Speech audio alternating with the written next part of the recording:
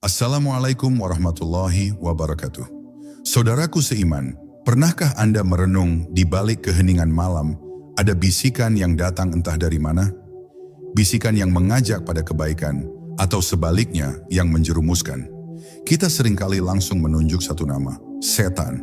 Tapi bagaimana jika saya katakan, bisikan itu tidak selalu datang dari makhluk itu? Bagaimana jika sebagian besar suara yang paling menyesatkan di dalam diri kita sesungguhnya berasal dari sesuatu yang jauh lebih dekat? Sesuatu yang bahkan kita anggap sebagai bagian dari diri sendiri? Di video ini, kita akan mengungkap rahasia itu, membongkar siapa sebenarnya yang berbisik, dan bagaimana kita bisa membedakannya langsung dari bimbingan Al-Quran dan Sunnah. Siapkah Anda untuk sebuah pencerahan yang mungkin mengubah cara Anda memahami diri sendiri?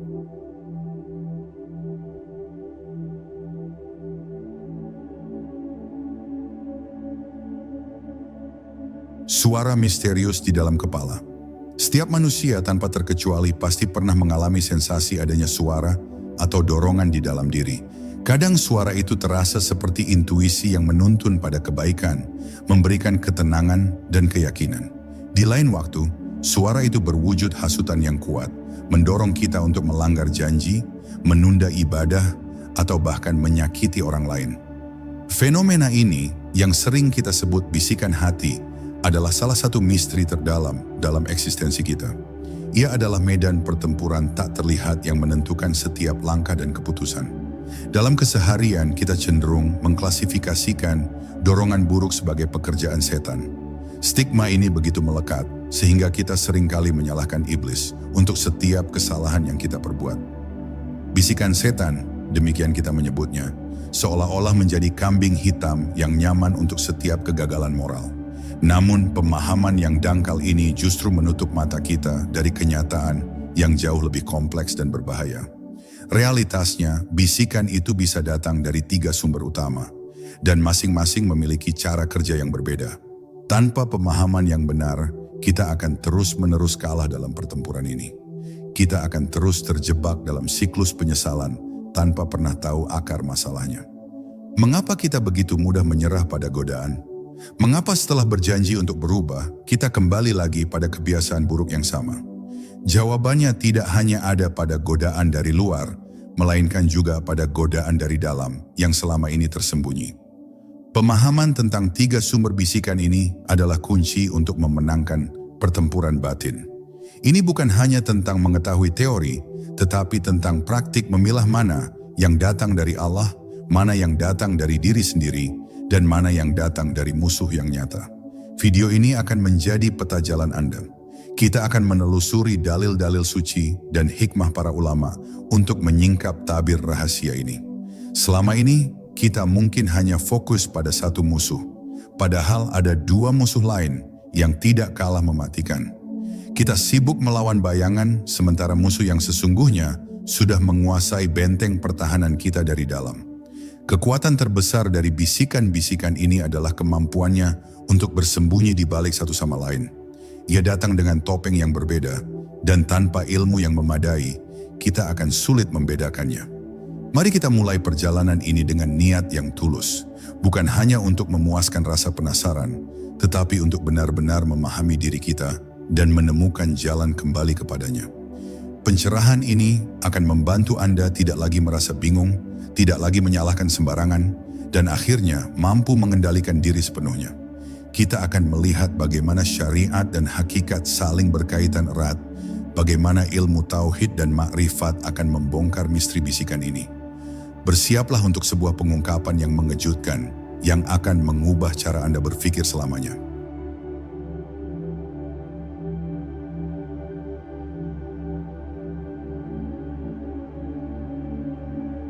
Membongkar hakikat setan dan bisikannya. Bisikan setan atau yang dalam Al-Quran disebut sebagai waswasah memiliki karakteristik yang sangat spesifik. Ia bukan sekadar dorongan biasa, melainkan sebuah hasutan yang licik dan berbahaya. Bisikan setan bekerja dengan cara membisikkan keraguan, ketakutan, dan rasa putus asa. Tujuannya hanya satu, menjauhkan manusia dari kebaikan dan menggiringnya pada kesesatan. Ini adalah bisikan yang datang dari entitas eksternal, musuh abadi umat manusia yang telah bersumpah untuk menyesatkan kita sejak zaman Nabi Adam r.a.s. Al-Quran menggambarkan hakikat bisikan ini dengan sangat jelas. Dalam surat An-Nas Allah berfirman, yang membisikkan kejahatan ke dalam dada manusia dari golongan jin dan manusia. QS An-Nas 4-5. Ayat ini menunjukkan bahwa setan beroperasi dengan cara yang halus, merayap masuk ke dalam hati dan pikiran kita. Bisikannya tidak terasa seperti perintah langsung, melainkan seperti ide yang tiba-tiba muncul.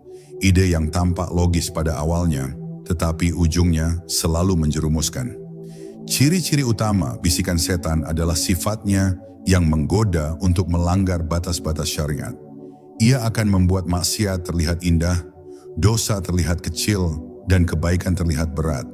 Misalnya saat Anda ingin salat subuh, setan akan berbisik, nanti saja, masih terlalu dingin, tidur sebentar lagi. Ia akan membuat Anda merasa malas, menunda-nunda, dan pada akhirnya meninggalkan kewajiban. Bisikannya seringkali dibungkus dengan alasan yang logis dan persuasif agar kita mudah tertipu. Selain itu, bisikan setan juga seringkali menabur benih permusuhan dan kebencian antar sesama. Ia akan memperbesar kesalahan orang lain di mata kita, membuat kita cepat marah dan mudah tersinggung. Tujuannya adalah untuk memecah belah umat, memutuskan tali silaturahim, dan menciptakan kekacauan. Ia akan berbisik, lihatlah, dia tidak menghormatimu, atau dia sengaja melakukan itu untuk menjatuhkanmu. Namun ada satu karakteristik yang paling penting dari bisikan setan. Ia akan selalu mendorong pada sesuatu yang bertentangan dengan fitrah kebaikan. Ia tidak akan pernah menyuruh Anda untuk berbuat baik secara tulus tanpa pamrih. Bisikannya selalu memiliki motif tersembunyi, yaitu untuk menjerumuskan Anda ke dalam jurang dosa dan menjauhkan Anda dari rahmat Allah. Satu-satunya cara untuk melawan bisikan ini adalah dengan memperkuat benteng pertahanan spiritual kita. Dengan berlindung kepada Allah, menyebut namanya, dan memohon perlindungan dari godaan setan. Sebagaimana firman Allah, jika setan datang menggodamu, maka berlindunglah kepada Allah. Sesungguhnya dia maha mendengar lagi maha mengetahui. Ini adalah perisai kita yang paling ampuh. Jadi ketika ada bisikan yang membuat Anda ragu dalam kebaikan, merasa malas untuk beribadah, atau ingin berbuat jahat kepada orang lain, ingatlah ini. Itu adalah tanda bahwa setan sedang beroperasi. Bisikan itu berasal dari luar, dan cara terbaik untuk mengusirnya adalah dengan kembali kepada Allah.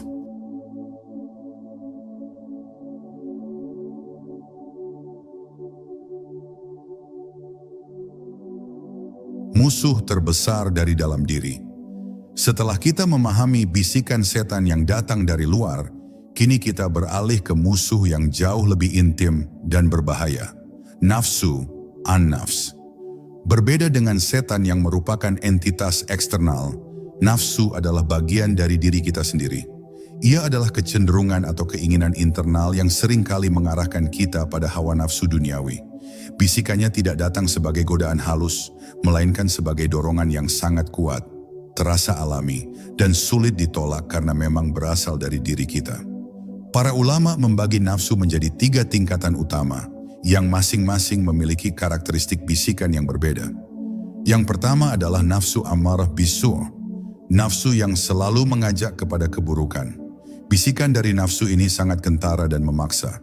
Ia akan berbisik, ambil saja yang bukan hakmu, atau nikmati saja kesenangan ini, sekali-kali tidak masalah. Ini adalah nafsu yang paling rendah, yang mendorong pada kejahatan tanpa penyesalan. Yang kedua adalah nafsu lawamah, nafsu yang mencela atau menyesali. Bisikan dari nafsu ini seringkali datang setelah kita berbuat kesalahan. Ia akan mencela diri sendiri. Mengapa aku melakukannya? Mengapa aku begitu lemah? Bisikan ini bisa menjadi awal dari perubahan. Namun jika tidak dikelola dengan baik, ia juga bisa berubah menjadi bisikan putus asa yang menjatuhkan mental. Nafsu ini menunjukkan bahwa ada sedikit kesadaran spiritual, tetapi belum cukup kuat untuk menolak dorongan jahat sejak awal. Dan yang tertinggi adalah nafsu mutmainnah, nafsu yang tenang dan damai. Ini adalah tingkatan nafsu yang telah tunduk pada kehendak Allah. Bisikan dari nafsu ini adalah bisikan yang penuh ketenangan, keikhlasan, dan keridaan. Ia akan berbisik, lakukanlah kebaikan ini meski tidak ada yang melihat, atau bersabarlah, sesungguhnya pertolongan Allah itu dekat. Mencapai tingkatan ini adalah tujuan spiritual tertinggi bagi setiap hamba. Bisikan nafsu, terutama dari jenis ammarah, terasa lebih kuat dan personal karena ia adalah cerminan dari keinginan dan ego kita sendiri.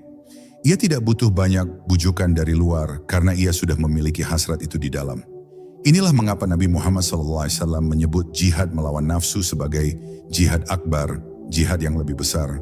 Karena musuhnya bukan dari luar, melainkan dari dalam diri. Contoh paling nyata dari bisikan nafsu adalah saat kita ingin makan makanan yang berlebihan, membeli barang yang tidak perlu, atau bersantai padahal ada kewajiban yang harus diselesaikan. Bisikan ini terasa begitu kita sehingga sulit untuk disadari sebagai sebuah godaan. Kita sering menganggapnya sebagai keinginan normal, padahal ia adalah sebuah bisikan yang berpotensi menjauhkan kita dari jalan yang benar. Oleh karena itu, melawan bisikan nafsu membutuhkan disiplin diri yang kuat dan pemahaman yang mendalam tentang diri sendiri. Ini adalah pertempuran yang harus dimenangkan setiap hari, dan kuncinya adalah tazkiyatun nafs atau penyucian jiwa.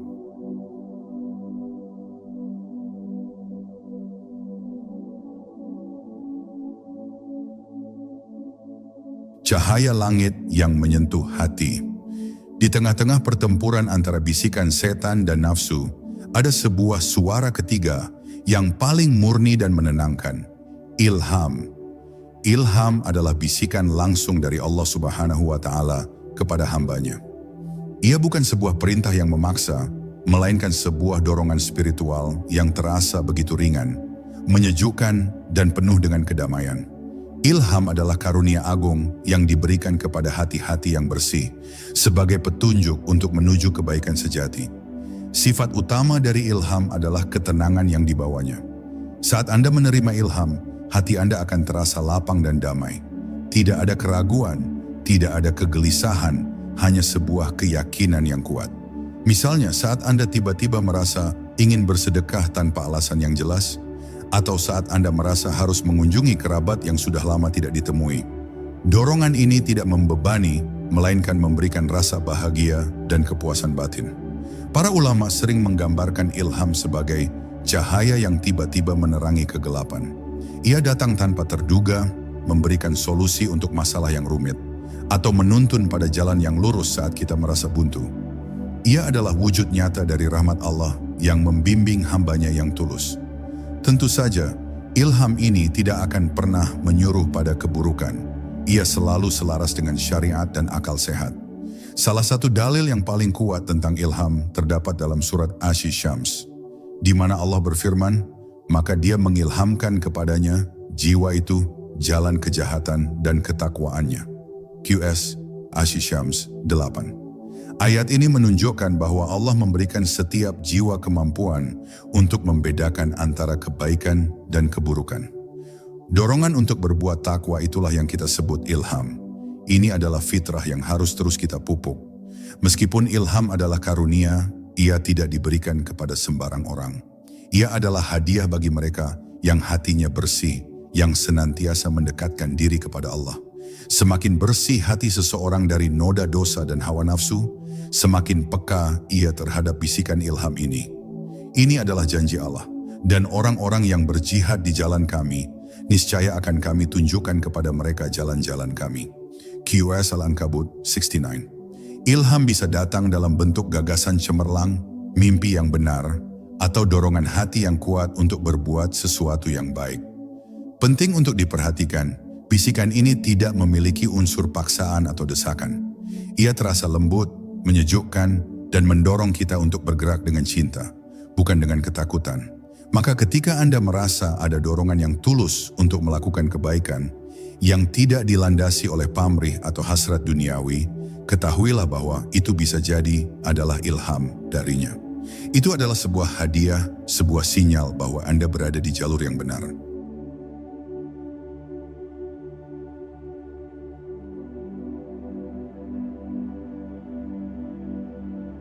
Perbedaan halus yang menentukan. Setelah memahami ketiga sumber bisikan, setan, nafsu, dan ilham, kini saatnya kita mempelajari cara membedakannya. Ini adalah keterampilan paling penting dalam perjalanan spiritual. Perbedaan antara ketiganya seringkali sangat halus dan hanya bisa dikenali dengan ilmu, kepekaan hati, dan pengalaman.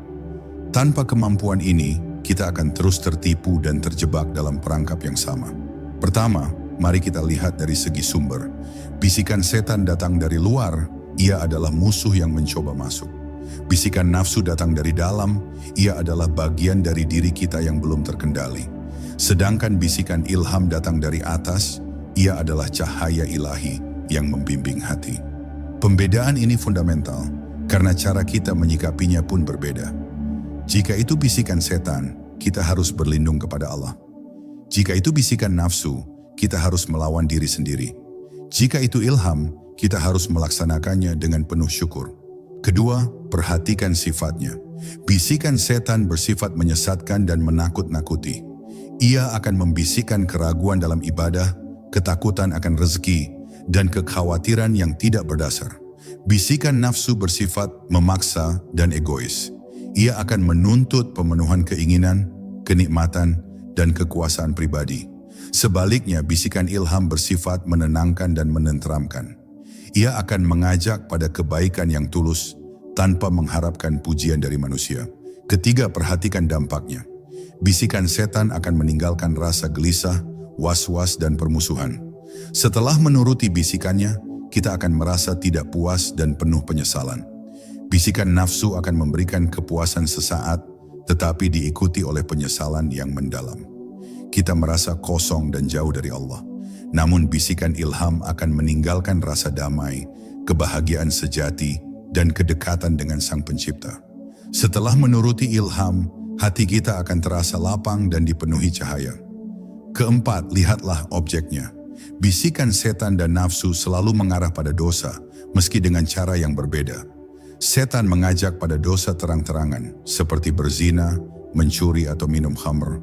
Sementara nafsu lebih sering mengajak pada dosa tersembunyi, seperti kesombongan, ria, dan cinta dunia. Ilham selalu mengarah pada ketaatan, meskipun itu terasa berat atau tidak populer di mata manusia. Kelima, perhatikan kecepatan bisikannya. Bisikan setan seringkali datang dengan cepat dan memburu. Ia ingin Anda segera mengambil keputusan tanpa berpikir panjang. Bisikan nafsu datang dengan desakan yang kuat, seolah-olah Anda harus memuaskan keinginan itu saat itu juga. Bisikan ilham datang dengan lembut, memberikan ruang untuk merenung dan mengambil keputusan dengan hati yang tenang. Dengan mempraktikkan pengamatan ini dalam kehidupan sehari-hari, Anda akan mulai mengenali pola-pola bisikan. Ini adalah sebuah latihan yang membutuhkan kesabaran dan kepekaan. Semakin sering Anda melatih diri, semakin mudah Anda membedakan mana yang merupakan petunjuk darinya dan mana yang hanya tipuan musuh.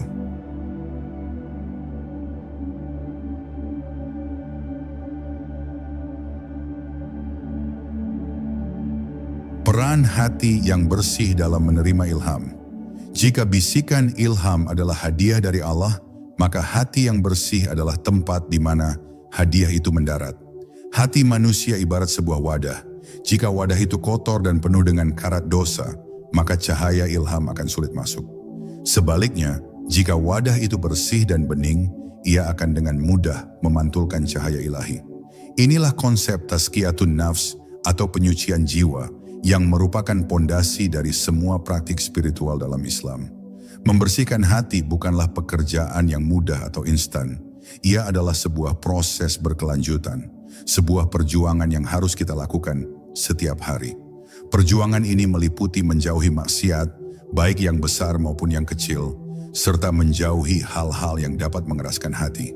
Sifat-sifat buruk seperti dengki, iri, sombong, dan cinta dunia adalah karat-karat yang menutupi hati kita dari cahaya kebenaran.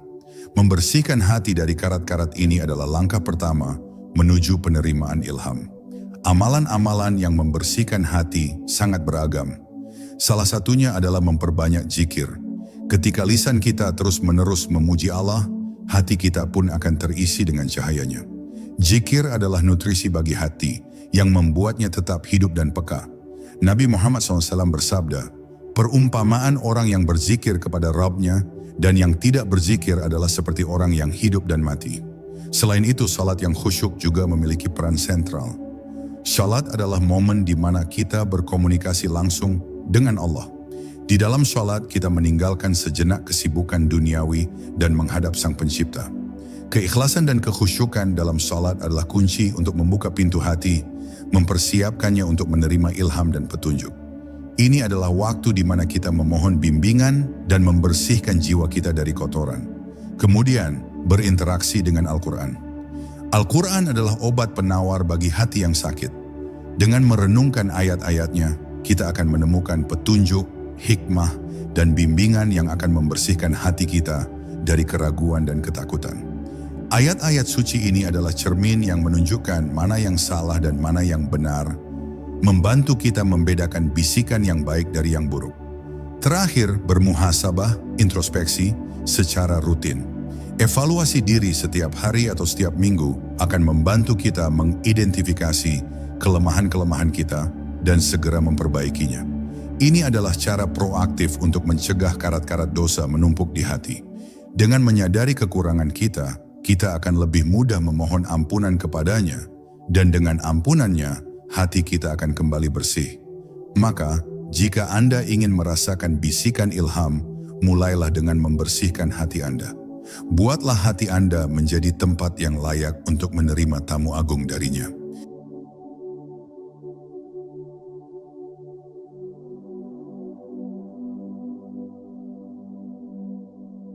Ilmu sebagai kunci dan perisai.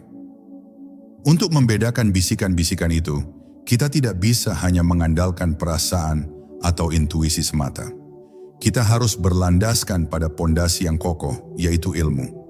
Ilmu adalah perisai yang melindungi kita dari tipuan bisikan setan dan nafsu. Tanpa ilmu, bisikan yang buruk bisa saja kita anggap sebagai ilham, dan bisikan ilham bisa kita abaikan karena tidak sesuai dengan keinginan kita. Ilmu yang dimaksud di sini bukanlah sekadar pengetahuan akademis, tetapi ilmu agama yang bersumber langsung dari Al-Quran dan Sunnah. Ilmu ini memberikan kita kerangka kerja yang jelas untuk memahami mana yang hak, kebenaran, dan mana yang batil, kebatilan. Dengan ilmu, kita akan tahu bahwa bisikan yang mengajak pada kebaikan adalah bisikan yang sejalan dengan syariat, sementara bisikan yang mengajak pada dosa adalah bisikan yang bertentangan. Misalnya, bisikan setan seringkali datang dalam bentuk keraguan, seperti, apakah salatmu sudah diterima? Bisikan ini bertujuan untuk membuat kita putus asa. Dengan ilmu, kita tahu bahwa kewajiban kita adalah berusaha melakukan yang terbaik, sementara penerimaan amal adalah hak prerogatif Allah. Ilmu mengajarkan kita untuk tidak mudah terpengaruh oleh was-was, melainkan tetap fokus pada niat tulus dan usaha maksimal. Nafsu juga seringkali bersembunyi di balik bisikan yang tampak baik, seperti bisikan untuk berbuat kebaikan agar dipuji orang lain. Ini adalah riya. Dengan ilmu, kita tahu bahwa amal yang dilandasi oleh riya tidak akan diterima oleh Allah. Ilmu mengajarkan kita tentang konsep keikhlasan, sehingga kita dapat membedakan antara bisikan yang tulus dari ilham dengan bisikan yang penuh pamrih dari nafsu. Sebaliknya, ilham yang datang pun harus kita verifikasi dengan ilmu. Sebuah bisikan yang menyuruh kita melakukan sesuatu yang bertentangan dengan syariat, meskipun terasa baik pada awalnya, tidak mungkin berasal dari Allah. Allah tidak akan pernah memerintahkan hambanya untuk melanggar aturannya sendiri. Inilah mengapa pentingnya belajar ilmu agama, agar kita tidak salah langkah dalam menafsirkan dorongan-dorongan batin kita. Mempelajari ilmu tentang tauhid dan makrifat, mengenal Allah, juga sangat vital. Semakin kita mengenal Allah, semakin kita memahami sifat-sifatnya, dan semakin mudah kita mengenali bisikan yang datang darinya. Bisikan dari Allah akan selalu sejalan dengan sifat-sifatnya yang maha bijaksana, maha pengasih, dan maha adil. Oleh karena itu, jadikanlah belajar ilmu agama sebagai prioritas utama. Datangi majelis ilmu, dengarkan ceramah dari ulama yang terpercaya, dan teruslah menuntut ilmu sepanjang hidup. Karena tanpa ilmu, kita akan seperti pelaut yang berlayar tanpa kompas, mudah tersesat di tengah lautan bisikan yang membingungkan.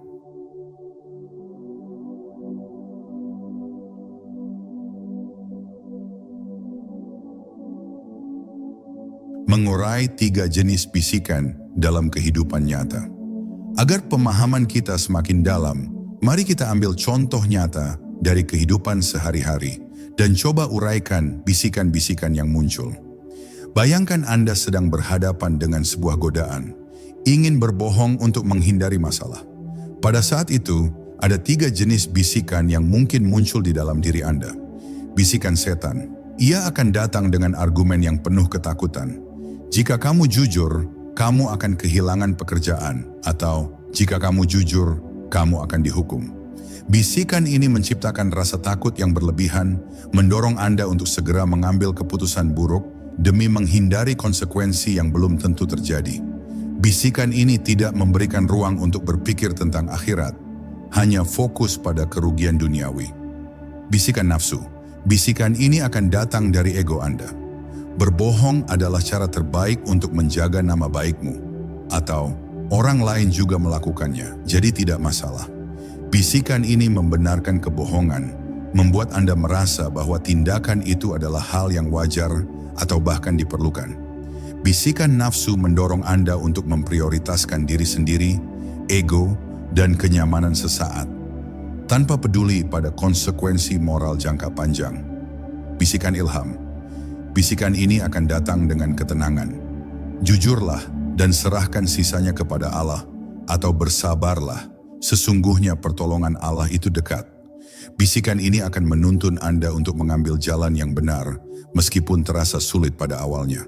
Ia tidak menjanjikan solusi instan di dunia, tetapi menjanjikan kedamaian batin dan pahala di sisi Allah.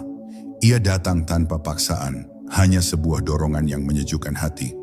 Melihat ketiga bisikan ini berdampingan, kita bisa melihat perbedaan yang jelas.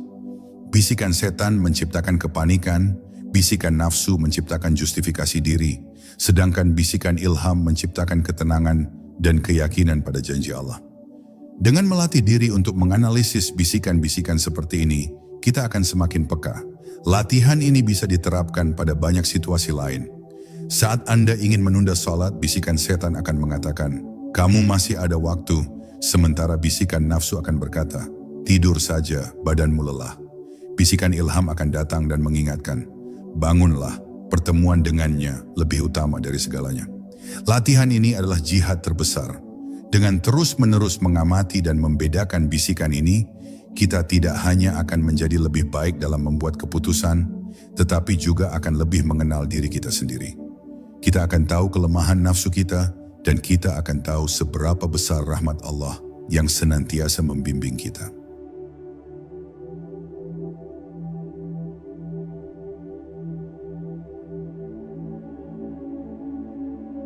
Mengubah teori menjadi praktik sehari-hari. Setelah kita memahami teori di balik 3 bisikan ini, langkah selanjutnya adalah menerapkannya dalam kehidupan sehari-hari. Ini adalah bagian yang paling menantang, karena membutuhkan komitmen, disiplin, dan kesabaran. Menerapkan ilmu ini bukanlah sebuah proyek sekali jadi, melainkan sebuah gaya hidup yang harus kita jalani setiap saat. Langkah pertama adalah berhenti menyalahkan setan sepenuhnya. Sadari bahwa banyak dari bisikan buruk yang kita alami berasal dari nafsu kita sendiri. Dengan kesadaran ini, kita tidak lagi menganggap diri kita sebagai korban, tetapi sebagai pejuang yang harus melawan musuh dari dalam. Ini akan memotivasi kita untuk melakukan tazkiyatun nafs dengan lebih serius. Langkah kedua adalah membuat ruang untuk ilham. Di tengah hiruk-pikuk kehidupan, kita seringkali tidak punya waktu untuk mendengarkan bisikan hati yang lembut.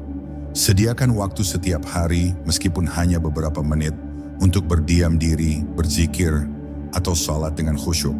Di dalam keheningan itulah, bisikan ilham akan lebih mudah terdengar.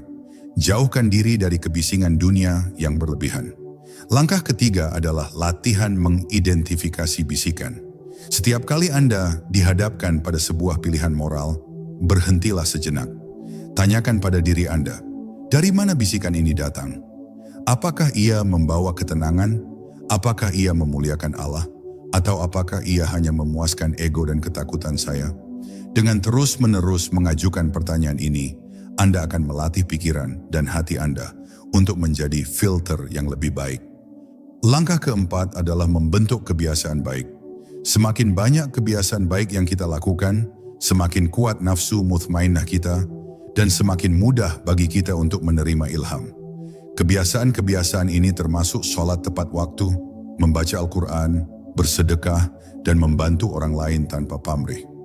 Setiap kebaikan yang kita lakukan akan membersihkan hati kita dan menguatkan benteng spiritual kita.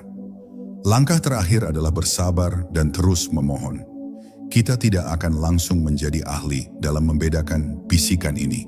Akan ada saat-saat di mana kita salah langkah dan jatuh pada godaan. Saat itu terjadi, jangan putus asa. Segera mohon ampun kepada Allah dan bangkit kembali. Ingatlah bahwa Allah mencintai hamba-Nya yang bertaubat dan senantiasa berjuang. Dengan mempraktikkan langkah-langkah ini, Anda akan melihat perubahan nyata dalam hidup Anda.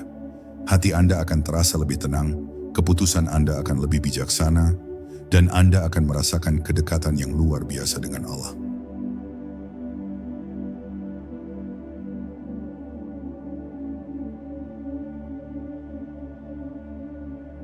Saudaraku, kita telah sampai di ujung perjalanan ini.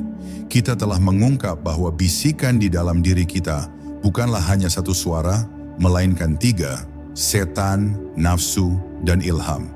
Kita telah memahami sifat-sifatnya, cara membedakannya, dan jalan untuk memenangkan pertempuran batin ini. Namun semua ilmu ini akan sia-sia jika tidak diiringi dengan tindakan nyata. Inilah saatnya untuk bertransformasi. Berhentilah menyalahkan eksternalitas dan mulailah berfokus pada internalitas diri. Mulailah membersihkan hati Anda dari karat-karat dosa, perkuat benteng keimanan Anda dengan ilmu, dan mulailah melatih diri untuk mendengarkan bisikan yang benar. Jadikanlah setiap hari sebagai kesempatan untuk menjadi lebih baik. Ingatlah, hidup ini adalah sebuah ujian. Dan ujian terbesar kita adalah diri kita sendiri. Dengan mengalahkan nafsu, kita akan mengalahkan musuh yang paling berbahaya. Dengan membuka hati kita untuk ilham, kita akan membuka pintu untuk rahmat dan bimbingan Allah. Mulai sekarang, ketika Anda mendengar sebuah bisikan, jangan langsung bertindak. Berhenti sejenak, renungkan, dan tanyakan, apakah ini mendekatkan saya kepadanya atau menjauhkan? Jawaban dari pertanyaan itu akan menjadi kompas hidup Anda. Saya ingin mendengar pengalaman Anda. Setelah video ini, coba amati bisikan-bisikan yang muncul di dalam diri Anda. Bagikan pengalaman Anda di kolom komentar. Mari kita saling menguatkan dalam perjalanan spiritual ini. Jika video ini bermanfaat bagi Anda, jangan ragu untuk membagikannya kepada orang-orang terdekat. Mari bersama-sama menyebarkan cahaya kebaikan dan pencerahan ini. Wassalamualaikum warahmatullahi wabarakatuh.